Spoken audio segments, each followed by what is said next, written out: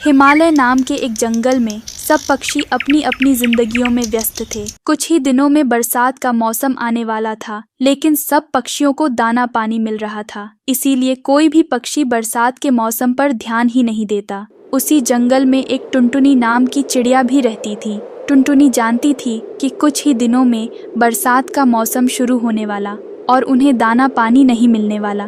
टुनटुनी यही सोच लेकर टूनी चिड़िया के पास जाती है। चिड़िया बहन, आपको तो पता ही है कि जंगल में बरसात का मौसम शुरू होने वाला है। क्यों ना हम पास वाले जंगल से जाकर चावल ले आए। मैं कल पहाड़ों की तरफ गई थी। मैंने देखा कि नदी के पास अभी चावल उगे हुए हैं। आप मेरी बात मानो तो हम सब पक्षी जाकर अपने घोंसलों में चावल जमा कर लेते हैं। अरे टुनटुनी बहन, बरसात के दिनों में हमें दाना पानी की कोई भी चिंता नहीं होगी। अब मौसम बदल गए हैं। अब बरसात ज्यादा दिन नहीं होती और 1-2 दिन बाद बरसात खुद ब खुद रुक जाएगी। और नदी तो बहुत दूर है, मैं इतना दूर तक नहीं उड़ सकती। कोई बात नहीं चिड़िया बहन, आपकी मर्जी। मैं तो सिर्फ आपको सावधान करने आई थी।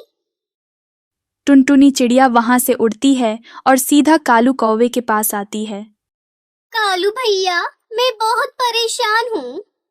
अरे टुनटुनी, तुम तो हर वक्त परेशान ही रहती हो। कौवे भैया, हमने बरसात के लिए कुछ भी जमा नहीं किया। मैं कहती हूँ कि पहाड़ों के पास जो नदी है उसके पास बहुत सारे चावल उगे हुए हैं। हम सब जाकर उन चावलों को जमा कर लेते हैं।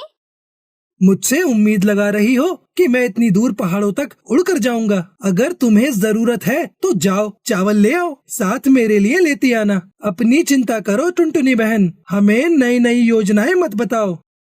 और फिर टुनटुनी चिड़िया उदास होती हुई वहां से चली जाती है।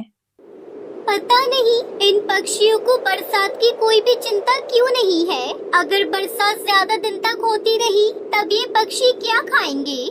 तभी टुनटुनी की बेटी सुनहरी चिड़िया उससे कहती है, मम्मा चलो, मैं आपके साथ चावल लेने जाया करूँगी। मम्मा, मैं काम करवाऊंगी आपके साथ। मेरी बेटी कितनी बड़ी हो गई है। बेटा, हम कल ही चावल लेने निकल जाएंगे।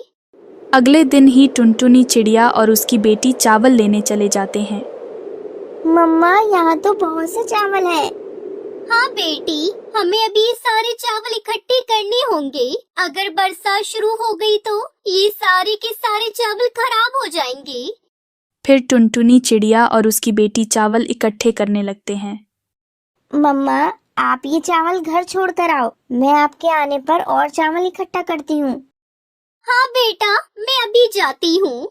टुनटुनी चिड़िया अपनी चोंच में चावल की गठरी लेकर घर जाने लगती है। टुनटुनी चिड़िया के आने तक उसकी बेटी चावल इकट्ठे करने लगती है। टुनटुनी चिड़िया को चावल ले जाता देख कालू कौवा कहता है, टुनटुनी चिड़िया, तुम पागल हो गई हो क्या? बरसात अभी शुरू भी नहीं हुई और तुम्हें पहले ही चिंता होने लग गई।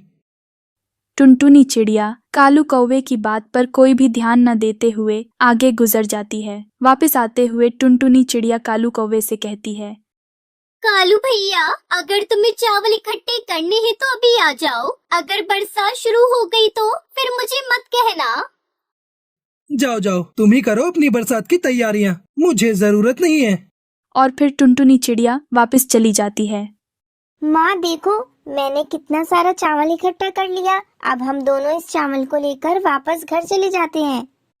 फिर वो माँ बेटी सारा चावल लेकर घर आ जाते हैं। ऐसे ही दिन रात गुजरते गए। एक दिन अचानक आसमान पर काली घटाएं छा गईं। ऐसा लग रहा था जैसे दिन निकलते ही रात हो गई हो। और फिर वो माँ बेटी सारा चावल लेकर घर आ जाते हैं। टुनटुनी चिड़िया की बेटी कहती है, माँ, बारिश कितनी अच्छी लग रही है ना? हाँ मेरी जान, अब मुझे कोई फिक्र नहीं बरसात की। देखो बारिश कितनी अच्छी लग रही है। दोनों बातें करते करते बारिश का मजा लेने लगते हैं। ऐसे ही शाम हो जाती है, लेकिन बारिश तो रुकने का नाम ही नहीं ले रही थी। वही कालू कौवे की पत्नी उससे कहती है, कालू, सबसे ज्यादा निकम्मे हो तुम। जंगल में बारिश शुरू हो भी गई है और हमारे पास तो खाने के लिए कुछ भी नहीं है। चुप कर जाओ, जब भी देखो पेट की ही चिंता लगी रहती है। सुबह ही तो तुमने मकई के दाने खाए थे। ऐसे मौसम में तो मैं किसी के घोंसले में भी नहीं जा सकता। सब पक्षी अपने अपने घरों में हैं। सारी रात बारिश होने की वजह से हर तरफ पानी ही पानी जमा हो गया था। वही टूनी चिड़िया कहती है, बहुत भूख लगी हुई है। अगर मैंने टुनटुनी की बात मानी होती तो आज मैं भी बरसात में भूखी न बैठी होती। मैंने कल से कुछ नहीं खाया। चलो अब किसी पक्षी से ही मांग कर लाना होगा। ऐसा सोचते हुए टूनी चिड़िया कालू कौवे के पास जाती है। आओ चिड़िया बहन, कुछ खाने को देने आई हो तो प्लीज जल्दी से दे दो। नहीं नहीं कौवे भैया, मैं तो दाना लेने आई हूँ। मुझे तो कहीं से भी कोई दाना नहीं मिल रहा और बहुत भूख लगी हुई है। अरे टूनी, हमारे यहाँ खुद जान के लाले पड़े हुए हैं और तुम्हें यहाँ दाना मांगने की फिक्र है। कालू भैया ऐसा करो, मेरे साथ चलो। हम दोनों पहाड़ों के पीछे से चावल ले आते हैं। कुछ ना कुछ तो मिल ही जाएगा। जब वो दोनों नदी के पास पहुंचते हैं तो देखते हैं कि चावल तो पूरी तरह से खराब हो चुके थे। हमें टुनटुनी की बात मान लेनी चाहिए थी। अब तो हमारे पास खाने के लिए कुछ भी नहीं बचा। कालू भैया, क्यों ना हम एक बार फिर से जाकर टुनटुनी बहन से कुछ दाना मांग लें। अब मैं किस मुंह से उसके पास जाऊंगा? पहले मैंने ही उसका मजाक उड़ाया था। टुनटुनी बहन बहुत अच्छी है। मुझे यकीन है कि वो हमारी मदद जरूर करेंगी। तो चलो, अब टुनटुनी ही हमारी आखिरी उम्मीद है, वरना हम तो इस बरसात में भूख से ही मर जाएंगे। फिर टूनी चिड़िया और कालू कौवा दोनों टुनटुनी चिड़िया के घर की तरफ उड़ने लगते हैं। टुनटुनी के घर पहुंचकर कालू कहता है, टुनटुनी, हमें माफ कर दो और प्लीज हमारी मदद करो। घर में सुंदरी तो भूख की वजह से मर रही है। टुनटुनी बहन, हमें माफ कर दो। हमने आपकी बात नहीं मानी और अब हमारे पास घर में खाने के लिए बिल्कुल भी भोजन नहीं है। कालू भैया, चिड़िया बहन, आप लोग दाना ले जाओ, मगर मेरी एक बात हमेशा याद रखना, अच्छे समय पर हमें कभी भी बुरे समय को नहीं भूलना चाहिए। हाँ टुनटुनी, हम हमेशा याद रखेंगे और हम अपने किए हुए पर बहुत शर्मिंदा हैं। शुक्रिया टुनटुनी बहन, हमारी मदद करने के लिए। और फिर कालू कौवा और टुनी चिड़िया उड़ जाती है। कुछ ही दिनों में बरसात रुक जाती है, लेकिन टुनटुनी चिड़िया सब पक्षियों की मदद करती रहती है और अपनी बेटी सुनहरी के साथ खुशी खुशी रहने लगती है। तो देखा बच्चों, अच्छे समय पर हमें कभी भी बुरे समय को नहीं भूलना चाहिए। अगर आपको हमारी कहानी अच्छी लगी हो तो प्लीज इस वीडियो को लाइक कीजिएगा और हाँ, हमारे चैनल को सब्सक्राइब करना और अपने दोस्तों के साथ भी शेयर करना। मैं जल्दी मिलूंगी आपसे नई कहानियों नई सीख के साथ। एक जंगल में दो चिड़िया रहती थी। एक का नाम था रानी चिड़िया और दूसरी का नाम था टीना चिड़िया। वो दोनों बहनें थी। टीना चिड़िया रानी चिड़िया से बहुत ज्यादा खूबसूरत थी, वही रानी चिड़िया ज्यादा खूबसूरत नहीं थी। अरे रानी चिड़िया, तुम कितनी बदसूरत हो और मुझे देखो, मैं कितनी खूबसूरत हूँ। तुम तो काली कलूटी हो। कोई नहीं टीना चिड़िया, इसमें मेरी क्या गलती? अगर मैं खूबसूरत नहीं हूँ तो? तभी उनकी माँ शीला चिड़िया आ जाती है। सुनो रानी चिड़िया, कल तुम्हें देखने के लिए रिश्ते वाले आएंगे। माँ, मैं रानी चिड़िया से बड़ी हूँ, फिर भी चलो कोई नहीं। आपको रानी चिड़िया की फिक्र होगी, कौन करेगा इस काली से शादी? टीना चिड़िया, ऐसा नहीं बोलते हैं, रानी चिड़िया तुम्हारी बहन है। अगले दिन रानी चिड़िया को देखने के लिए राजू चिड़ैया और उसका दोस्त कौवा आता है। आइए बैठिए। रानी चिड़िया जल्दी आओ, देखो मेहमान आ गए हैं। रानी चिड़िया वहाँ पर आती है। राजू चिड़ैया उसे देखकर बोलता है, शीला चिड़िया, मैं नहीं करूँगा इस काली चिड़िया से शादी, सब मेरा मजाक उड़ाएंगे।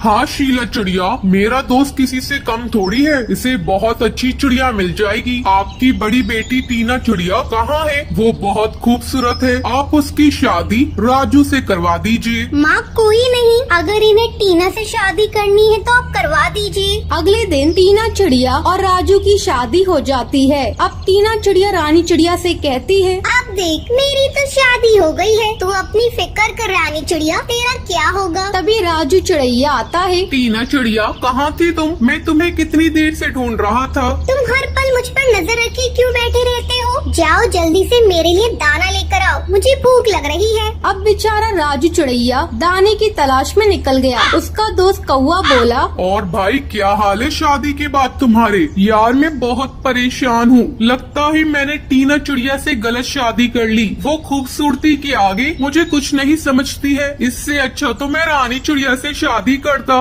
अब ऐसे ही काफी दिन गुजर जाते हैं। अब टीना चिड़िया अपने पति पर बहुत अत्याचार करती थी। अब वो उसे तंग आ जाता है। टीना चिड़िया निकलो मेरे घर से, तुमने मुझे बहुत तंग कर दिया। तुमसे अच्छी तुम्हारी बहन रानी चिड़िया है। खूबसूरती ही सब कुछ नहीं होती है, मुझे समझ आ गया है। अब बेचारी टीना चिड़िया को अपनी गलती का एहसास हो जाता है। वो रानी चिड़िया से माफी मांगती है। रानी चिड़िया मुझे माफ कर दो, मैंने तुम्हारे साथ बहुत गलत किया, तुम्हारे रंग का मजाक उड़ाया। अब रानी चिड़िया टीना चिड़िया को माफ कर देती है। वो सब एक साथ खुश रहते हैं। तो ये थी आज की कहानी। क्या आपको पता है रानी चिड़िया की माँ का क्या नाम था? अगर आपको पता है तो आप हमें कमेंट करके जरूर बताएं। अगर आपको ये वीडियो पसंद आई हो तो इसे लाइक और ऐसी कहानियाँ देखने के लिए मेरे चैनल को सब्सक्राइब करना ना भूलें।